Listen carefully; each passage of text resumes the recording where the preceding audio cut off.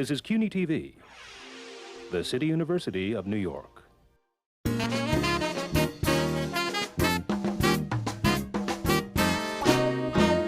Stephanie, por favor, de la escuela. Tómate para que te des la escuela.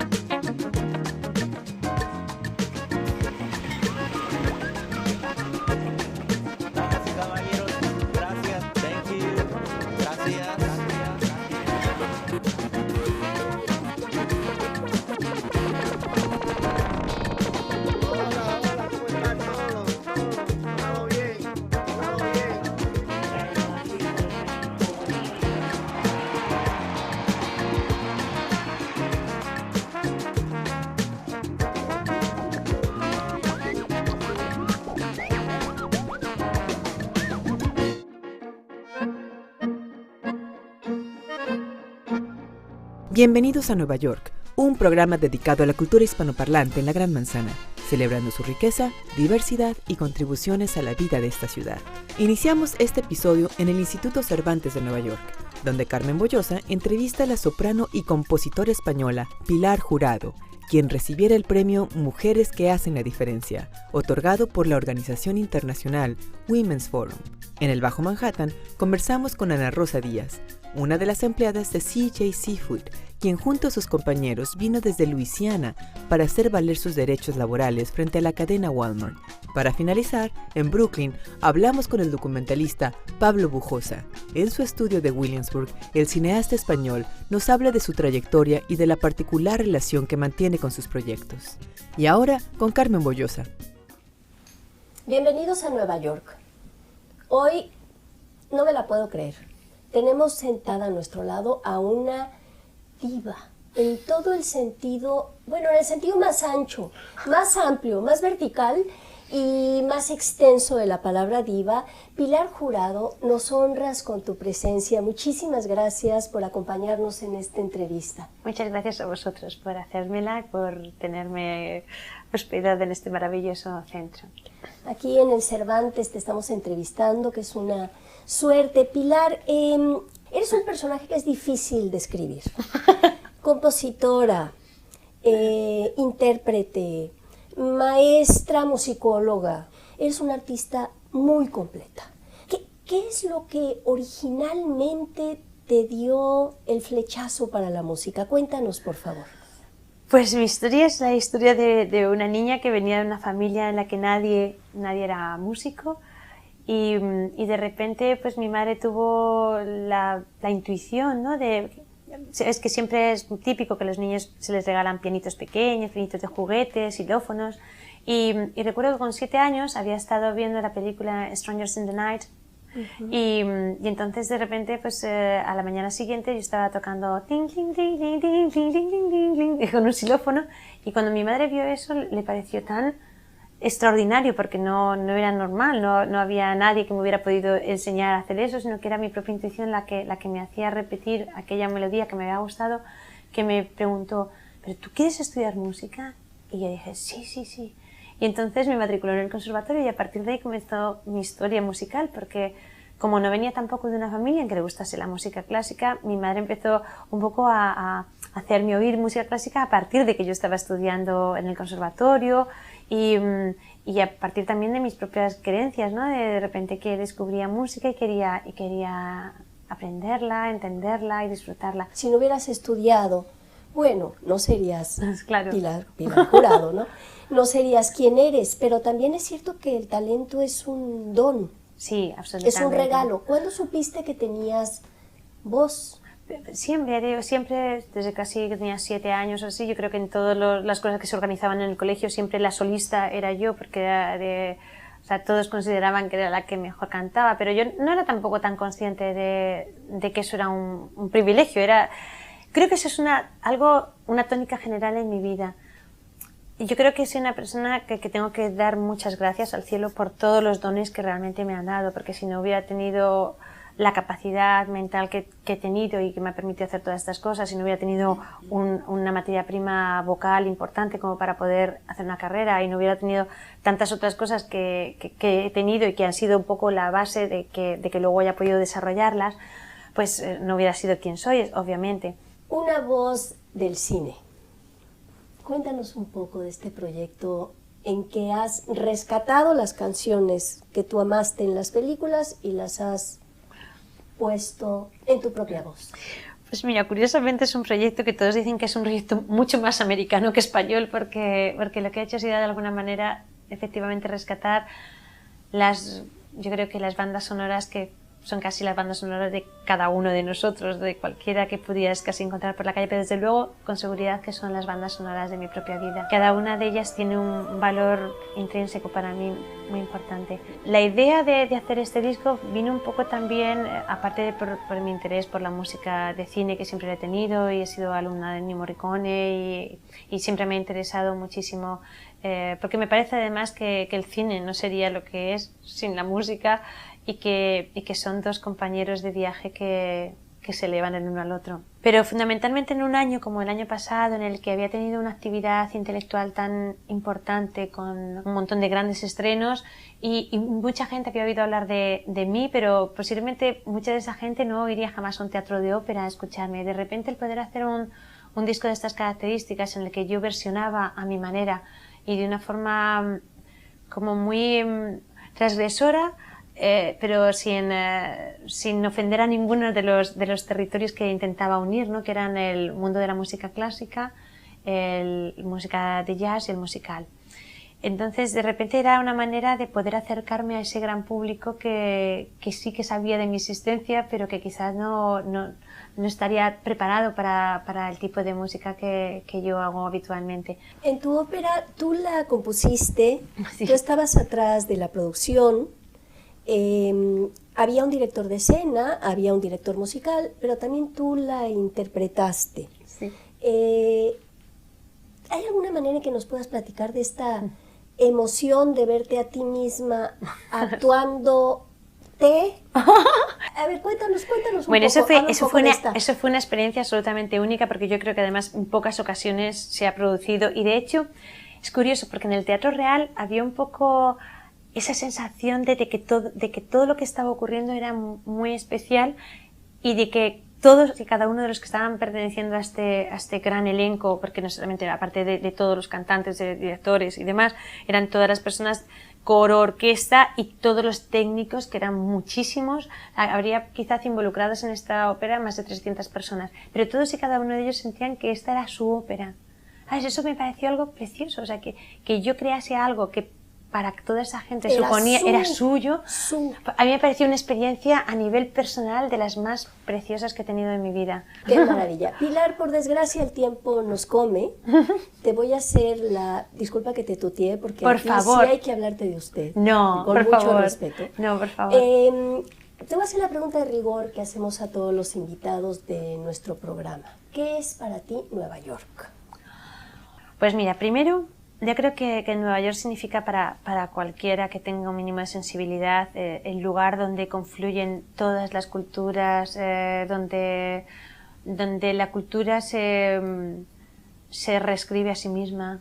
Yo siempre he tenido la sensación, y mucha gente que me conoce siempre lo dice, que mi espíritu, la forma en la que vivo, en la que desarrollo mi actividad, es una forma tan libre y tan diferente y tan poco encorsetada, que quizás se adscribe más a una ciudad como Nueva York que quizás a la ciudad a la que pertenezco, que es maravillosa, que es Madrid, y que adoro y que me encanta vivir allí, me encanta su gente, me encanta todo, pero que es cierto que quizás entienden menos a una persona tan ecléptica, tan que bebe de todo lo que hay a su alrededor. Entonces, una ciudad como Nueva York, que es la absoluta vida, que tiene las influencias de todos los sitios y que las eleva y las sublima de una manera tan potente, para mí es un poco encontrarme en casa y sobre todo descubrir el espacio en el que siento que puedo habitar con naturalidad. Muchísimas gracias. Gracias. Ha sido un placer enorme conversar Igualmente. contigo. Te agradecemos mucho. Yo y los que hoy nos han acompañado, soy Carmen Boullosa, muy dichosa después de esta preciosa conversación con esta super diva, post diva o anti diva Pilar Jurado. Nos vemos a la próxima aquí en Nueva York.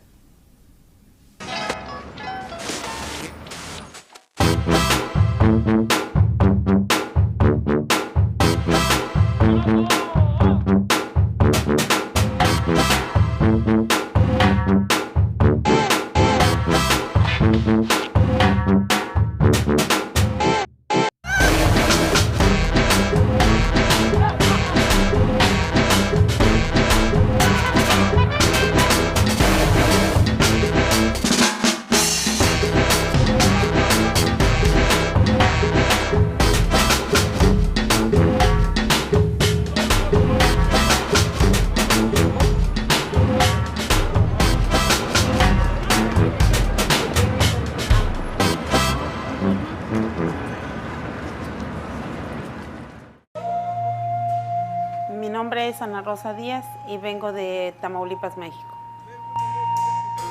Lo que pasa es que yo soy de un pueblo muy chiquito, donde las oportunidades de trabajo son muy pocas, y para las personas de ya edad, como yo tengo 40 años, es muy difícil conseguir un trabajo con el que pueda uno darle estudio y mantener a nuestra familia. Por esa razón, cuando se me presentó la oportunidad de venir a trabajar contratada, yo acepté. Bueno,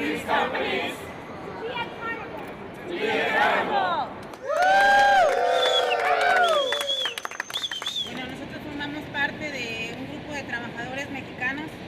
We are part of a group of Mexican guest workers Que venimos a Estados Unidos a trabajar con una visa H-2B. that came to the United States on H-2B visas. On H-2B visas, you are tied to only one employer. If a worker is fired or escapes, they face deportation and arrest and detention. Literally, the law prevents these workers from quitting and working somewhere else. Bueno, yo llegué a trabajar para la empresa de CJ Seafood, que es una planta que procesa crawfish. Me atrevería a decir que el 85% de la producción de esta planta llega a lo que es Sam's Club, Walmart. Trabajábamos hasta 16 horas diarias, corridos de 2 de la mañana a 5 o 6 de la tarde, dependiendo del pedido que tuviéramos. El patrón nos obligaba a gritos a trabajar, nos bloqueaban las puertas para que no tomáramos tanto break porque él perdía dinero. Incluso el supervisor llegó a amenazar a compañeros de que si no entendían los iba a hacer entender con la pala. Y lo último que nos hizo ya, que nos llevó a lo que estamos ahora en huelga, es la amenaza que él hizo a la integridad de nuestras familias y nuestra. Y pues siempre uno viene con ese pensamiento de que viniéndose acá a Estados Unidos va a mejorar la situación y pues la economía va a ser mejor. Pues terminó con el sueño americano, pero igual la necesidad me hace permanecer. Yo tengo 8 años y hubiese aguantado yo creo que ahí 8 años más si no hubiera llegado al extremo que estamos ahora.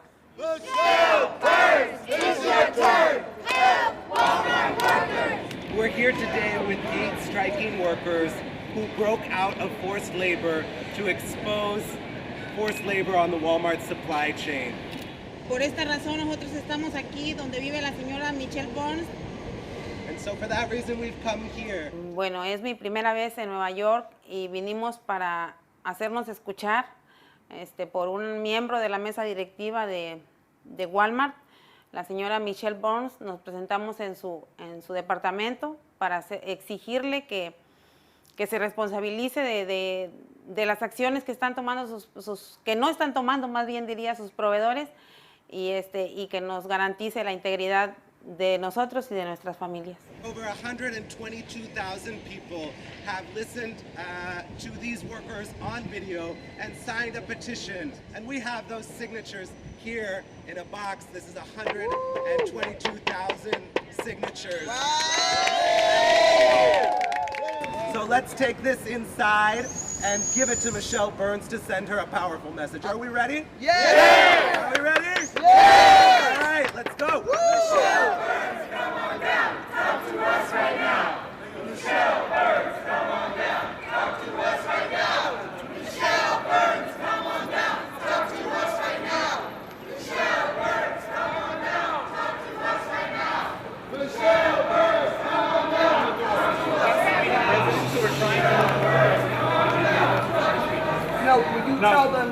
by the excuse me, manager ma'am. and that you said you would deliver the package Ma'am, to listen to me. Michelle Burns. Nunca me hubiera imaginado pues que el sentirme acosada, que el sentirme tratada de una manera indigna me llevara a llegar hasta acá, hasta Nueva York, una ciudad que yo ni en sueños me hubiera imaginado conocer. Y conocer a tanta gente que nos apoye, que está con nosotros y que nos escucha y se interesa por lo que nosotros los trabajadores huéspedes venimos a pasar aquí a Estados Unidos. Nosotros quisiéramos llegar al lugar de trabajo y que se nos trate como seres humanos, que se nos respete, que hagan valer nuestros derechos.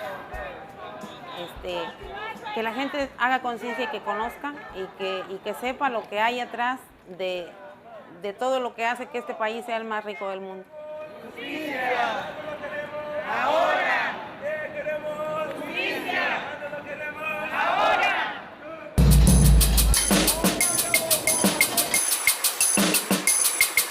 Casi 500 años burlados por unos y por otros.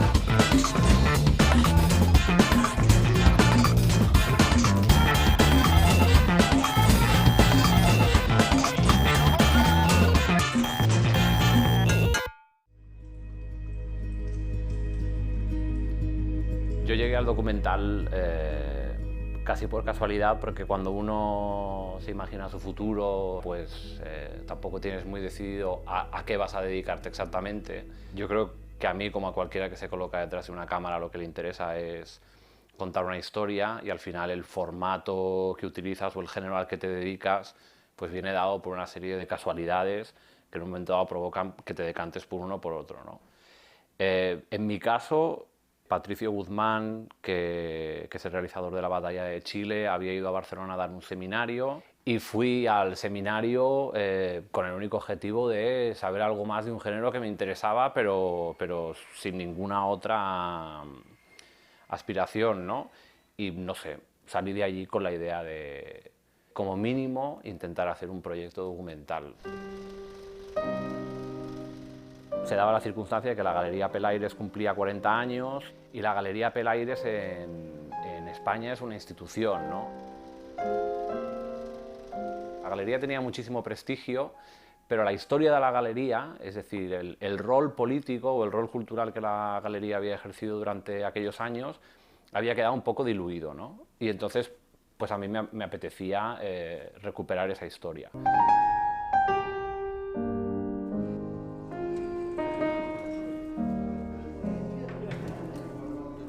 ¿Mi primer proyecto es el de Pelaires? Pues no, pero el primer proyecto que yo considero personal, es decir, personal en el sentido de propio, es el Spanish Hollywood. Durante los últimos años parece que Hollywood vive un idilio con los actores españoles. En España, a raíz del éxito de Penélope Cruz y de Javier Bardem, se ha articulado un discurso para explicar la experiencia de los españoles en Hollywood, o la contribución española, que si uno la evalúa desde una perspectiva histórica, pues te das cuenta de que no se ajusta a lo que ha sucedido, ¿no? Es decir, en realidad abundan más los ejemplos en sentido contrario, ¿no?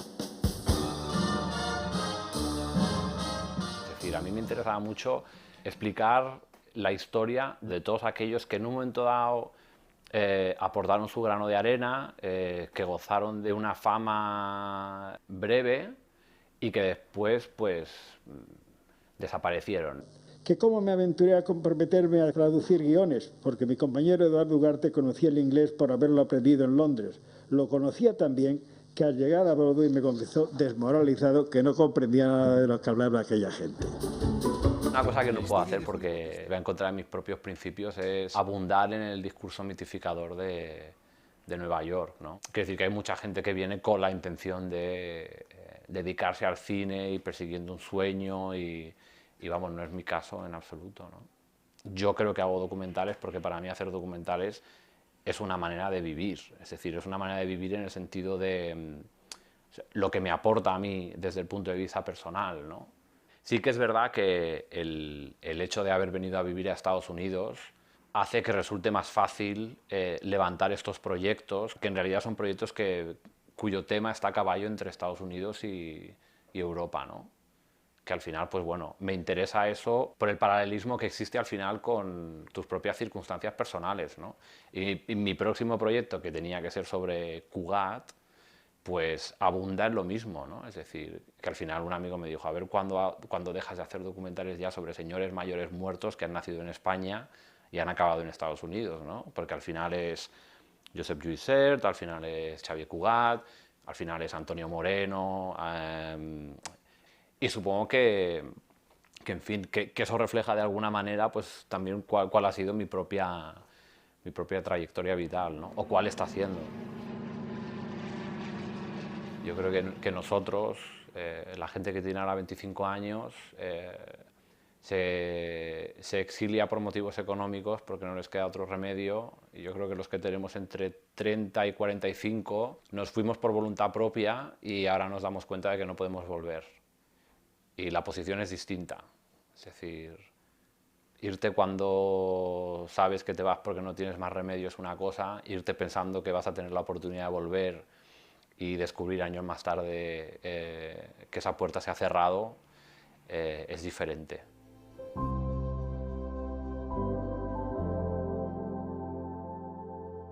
Mi último proyecto es un documental sobre el arquitecto Josep Lluís Sert, que es un arquitecto español muy conocido entre los arquitectos y prácticamente un desconocido entre el público en general. Sert's world was very different. It was a world of music and art, and so I gained from him much of what then interests me for the rest of my life. Hay una voluntad de que el factor humano, sobre todo cuando abordas un tema de carácter histórico, esté presente y ayude no solo a dinamizar la narración, sino a enriquecerla, ¿no? O sea, a hacerla un poco más interesante. I've always been interested in architecture as an extension, not only of technical problems, but also of human problems. ¿Cómo haces que la esfera personal destaque sobre todo lo demás? O sea, ¿de dónde sacamos nosotros el contenido humano, ¿no? Pues a través de la correspondencia. Querido Sert, acabo de saber a través del señor Papadaki que usted se encuentra en La Habana y que planea venir a Nueva York muy pronto. El Instituto de Bellas Artes de la Universidad de Nueva York está organizando un simposio sobre arquitectura que se celebrará el próximo 12 de mayo. La verdad es que nosotros le estaríamos profundamente agradecidos si pudiese participar. Con mis mejores deseos, James Johnson Sweeney. El 26 de junio de 1939, Sert consigue entrar en Estados Unidos para impartir algunas conferencias. Mientras tanto, la maquinaria represiva del régimen franquista se pone en marcha. Esto del exilio es una cosa muy relativa, ¿no? O sea, porque es verdad que a él en un momento dado se le prohíbe ejercer en España y además a él le van las cosas razonablemente bien en Estados Unidos, pero Sert era una persona que cada verano volvía a Ibiza, ¿no? Y para él lo importante o sea, su relación con España se desarrolla a través de Miró y del entorno Miró, pero era una cosa esencial para él, ¿no? Y hay una anécdota muy curiosa que me explicó en un momento dado Mario Torroella, que me decía eso, ¿no? Dice, yo recuerdo que una vez alguien le propuso a Sert organizar un seminario en la universidad durante los meses de verano, y él dijo que por encima de su cadáver, que mientras él fuese decano de la universidad, él, julio y agosto, los pasaba en Ibiza. Y bueno, la carta que hay al final del documental, por ejemplo, ¿no? La carta que él le escribe a Jorge Guillén, diciéndole que, bueno, que a medida que se hace mayor, cada vez echa más de menos Europa, ¿no? Y añade esa frase que a mí, que me parece una frase muy emotiva, ¿no? Dice, donde lo que realmente importa está tan cerca, ¿no?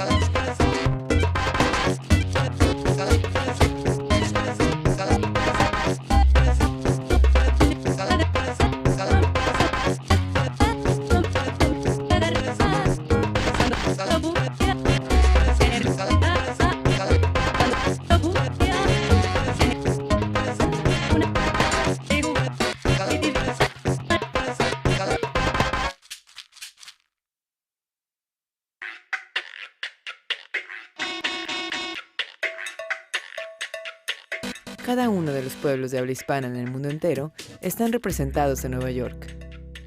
Contáctenos.